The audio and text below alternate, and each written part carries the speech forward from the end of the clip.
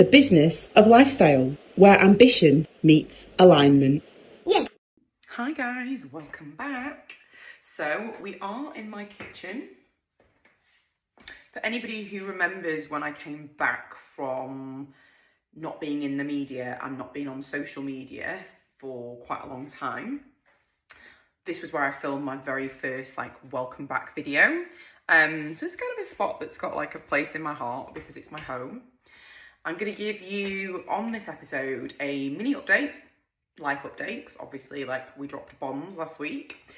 I am going to explain myself a little bit. I'm going to talk about travel and freedom lifestyle from a very raw and personal perspective, including motherhood. And I'm also going to explain why, because it doesn't make a whole lot of sense what I'm doing, certainly from a financial perspective, because I'm highly paid as a coach. When I coach people on a one-to-one basis, I am paid thousands and thousands of pounds for my time. And the mini course is at the moment anyway, if you're listening to this right now, it's only £22. It's absolutely nothing, and it's packed full of gold tips. But there's a reason why I'm doing that. It's because I'm really passionate about it. But I guess I need to explain why I'm really passionate about it, what happened to me, how it ties in, and why you guys would want to know and want to do it. And yeah, I think that's what we will do today. So it is a beautiful summer's day. I am in England. I am at home. If you follow me on Instagram, it's Miss Lauren Riley. You will see so much of me talking about my beautiful little spot, as well as obviously talking about travel. I think I've got a big trip coming up, guys, a really big trip. So that'll be really interesting for me to film for you while I'm away. Obviously, if you're listening to this podcast, you're welcome to hop onto YouTube. My channel there is Miss Lauren Riley as well. And then you can obviously watch what I'm talking about. So last week, we'll start with the mini life update. Last week, I told you that I had surgery. We did our no makeup, raw, still only 6 days post-surgery video. And yeah, so another week has gone past since then. I'm in a totally different place again. Obviously, like I explained last time, there is another 7 to 11 weeks worth of healing to go. But in terms of day to day getting back to activities, I'm almost 2 weeks post surgery. I am able to have a bath. Last night I took my first bath. Oh my God, anybody that knows anything about me knows how much I'm addicted to water. Usually surfing and snorkeling and scuba diving and boats and whatnot, but baths also absolutely life for me. So only being able to shower and not being able to submerge has been, yeah, not my favorite at all. But I am back. I'm able to have a bath. I am able to drive now, which is just amazingly liberating. And yeah, but still, let's not overdo it. There's still a lot of recovery. I've been this week, between last week and this week, although I've been doing so well, I've been very fatigued. I've been because I felt more myself. You know, if you're a parent, you just kind of get on with stuff, not lifting anything because I still can't lift for all that time. But I just got on with stuff, feeling great. And then by the afternoon, I was like, oh, it really hit me. And I had to go I haven't really been sleeping in the day, but definitely taking it easier in the afternoon. Also, life update. I don't know what you think about this, but I've been wearing my hair naturally, mostly from I've not been going anywhere. I've not had a reason to do it, but I'm actually loving it. It's a little bit wild looking, but I just I'm so into that whole naturalistic approach at the moment. So I'm not saying it'll stay forever, but right now I'm loving it. It also looks like I've just come off the beach or something. I think that's why I'm loving it. I look like I've just come off surfing. And yeah, so I'm channeling surfing even though I can't do any exercise yet. So yeah, big trip I think coming up. I haven't booked it yet, but I've got all the itinerary pieces in place. How I plan my trips is I kind of get it all together. Take 24 hours, not a long time, so I'm not really a planner. This is a trip that I'll take in less than 2 weeks time as well, and then I feel into it. If it intuitively feels good to me, we're going. So I'm excited about that, but I'll tell you once I've booked it. So, okay, on to, I guess, my why. Why would I, as a highly paid coach, sell you something that is only £22 currently? Obviously, there's a funnel that sits behind that. Maybe some of those people who come into that, being transparent, will become one-to-one clients. The more you get to know me, the more you get to know my methodology, my wisdom, all the stuff that I've built up over 20 years as in travel and 12 years in business. You'll get to know me really well, and some of you will become one-to-one clients. Great, wonderful. But that's not actually why I'm doing it. I'm doing it because I care about this. Like, I care, like, deep into my soul about this subject. So traveling was a way of life for me before I became a mum. So as you've heard from last episode, when I was 21, so nearly 20 years ago, I went to move to Ibiza. Didn't like it from I'm going to move there permanently, but loved it from okay, this is just different culture, different area, different temperature. Loved it. And from then on out, I have travelled the world multiple times, like round and round and round. And I love it. It's part of my soul. It's part of who I am. But there was a part of me when I got pregnant, when I decided to have a baby, that felt like I had to give that up. Oh, gosh, I had a little wave there of like almost going to cry. I felt like I had to give it up. I felt like it was a choice. It was this lifestyle or being a mum. And I came very close to not being a mum, actually. That's a story for another day. Like, not from a biological perspective, but from a mindset perspective. And when I was in Barbados, I was living in Barbados, I decided to come home to the UK to try and have a baby. I was very fortunate to conceive, and I was delighted because I didn't know that this was in my cards. Like I said, I wasn't 100% sure when I got pregnant, and when I knew I was going to be a mum, I was so excited. It's like such an adventure, as anybody knows who's been through it.